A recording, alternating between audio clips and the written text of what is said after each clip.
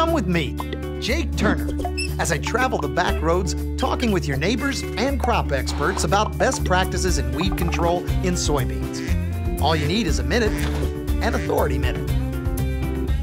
In this episode of Authority Minute, I'm talking with commodities expert Richard Brock, president and founder of Brock Associates. Brock Associates has been around for 25 years. As commodity advisors, they help agribusinesses make crop marketing and purchasing decisions. We caught up with him at the Agricultural Economic Symposium in Kissimmee, Florida.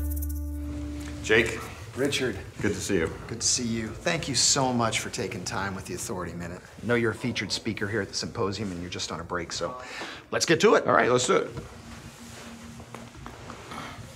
So, talking about global demand, how will China's economic situation impact the purchase of U.S. soybeans? Well, it's not going to lower the purchases. We think the purchases from China are still going to be quite strong. We don't think the growth is going to be as much as it has been in the past. But once you start feeding a hungry population, you can't take that food away.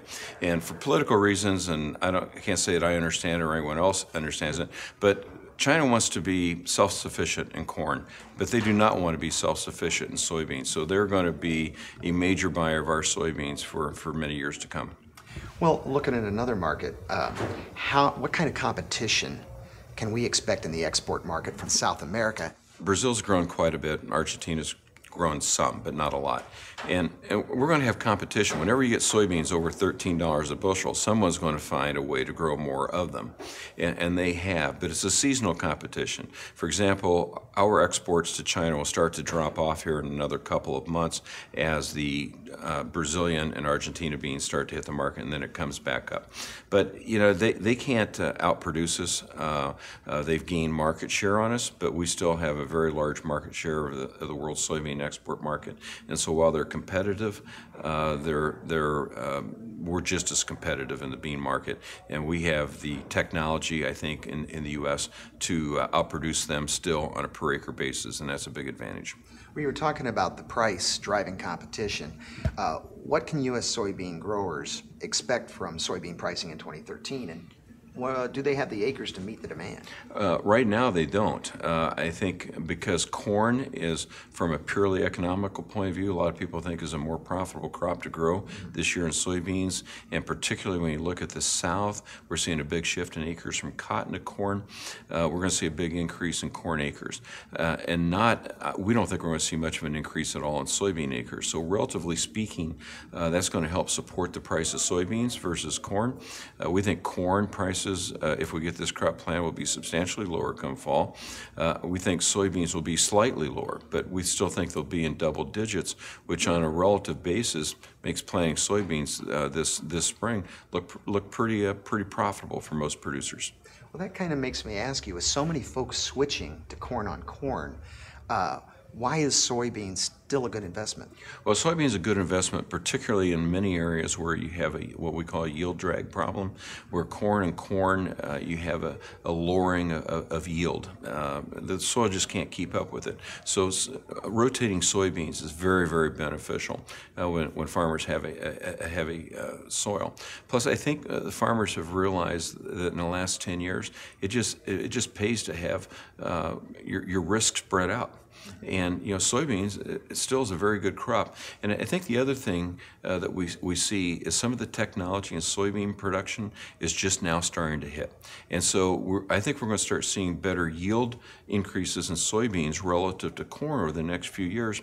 And price of soybeans over $10 and right now over $12. You don't need to add many bushels to the acre to increase your revenue substantially.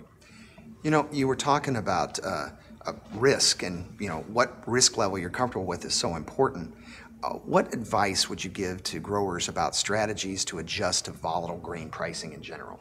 Well, we're already heavily sold with our clients on new crop corn and new crop beans.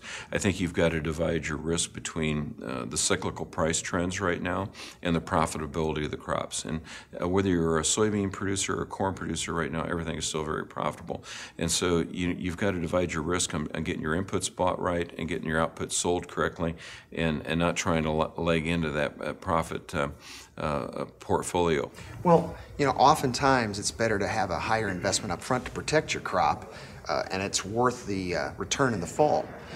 What would you say to growers about, with the current soybean prices, about how a few additional bushels of yield per acre can affect their profit? Your upfront costs are pretty similar to preventive medicine. It's better to do it up front than to worry about the problem later.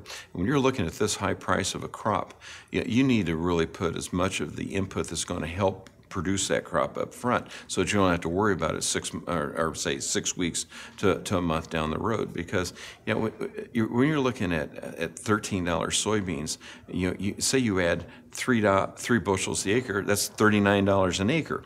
That pays for a lot of insurance of making sure you have that crop. And so when you get to these price levels, it changes the way a producer should think about his inputs. If you can spend $10 an acre to get 40 back, I don't have to have a PhD in economics to figure out that's a pretty good decision. Well, Richard, you've given us a lot of common sense and a lot of additional knowledge to that, so we really appreciate the time. Jake, it's always a pleasure. Thanks for having me. I learned a lot from Richard Brock and hope you did too.